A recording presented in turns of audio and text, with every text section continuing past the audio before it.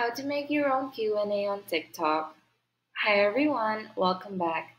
This is a video tutorial on how to make your own Q&A on TikTok.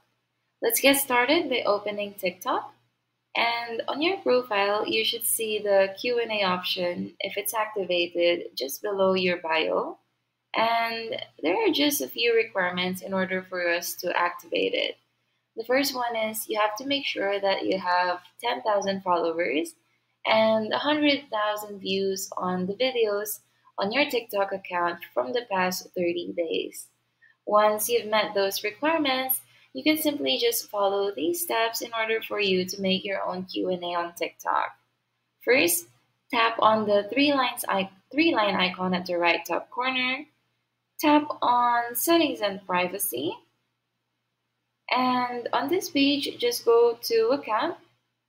And then you have to tap Switch to Business Account.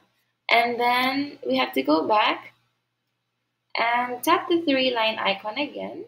Once you successfully switch your account, all you have to do next is tap on Creator Tools.